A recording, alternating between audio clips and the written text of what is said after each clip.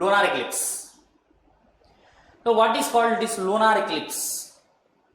The sun, the earth and the moon happen to be in the same straight line. Then immediately you could have come across a doubt. Sir, in solar eclipse also all the three should be coming in the same straight line. In lunar eclipse also the sun, earth and moon are happen to be in the same straight line. Then what makes a difference between solar and lunar eclipse?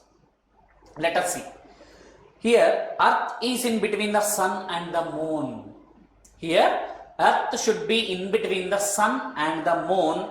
Then the shadow of earth obviously will falls on the moon. This is the condition for lunar eclipse. Once again, lunar eclipse means the sun, earth and the moon will come in the same straight line, but earth should be in between the sun and the moon. Obviously this time the earth is obstructing the light rays and the shadow of the earth will be cast on the moon. So this eclipse is called as lunar eclipse. In this eclipse, sometimes the light of the sun does not fall on the moon. In this type of eclipse, sometimes the light of the sun does not fall on the moon because already earth is obstructing the path of the light. Clear? As the moon has no light of its own, we already know moon is a non-luminous body. Because it doesn't emit its own light, it will reflect the light falling on it. Right? The lunar eclipse lasts for 2 or more than 2 hours.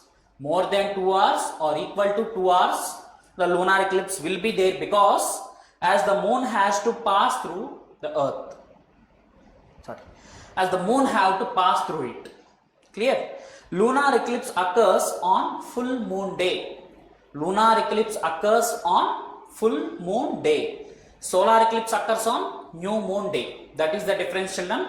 Here we can spot it out 3 differences between solar and lunar eclipse. The first point is very clear. Wherever solar or lunar, the earth, the sun and the moon should be come up in the same straight line. When it comes to solar eclipse, moon should be in between earth and sun and moon's shadow will be cast on the earth's surface. Coming to lunar eclipse, earth should be in between the sun and the moon and earth's shadow will be cast on the moon. The final difference is solar eclipse occurs on new moon day, whereas lunar eclipse occurs on full moon day. Solar eclipse will be last for few minutes, whereas lunar eclipse will last for 2 hours or more than 2 hours. These are the differences between solar eclipse and lunar eclipse. Children, let's go forward. Yeah, this is the diagrammatical representation of lunar eclipse. As we have discussed, the sun is here. The earth should be in between the sun and the moon. 2 conditions we have satisfied. And here is the moon.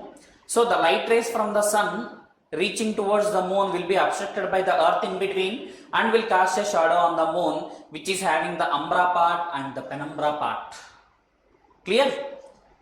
Let us see what are the types of lunar eclipse. What are the different types of lunar eclipse?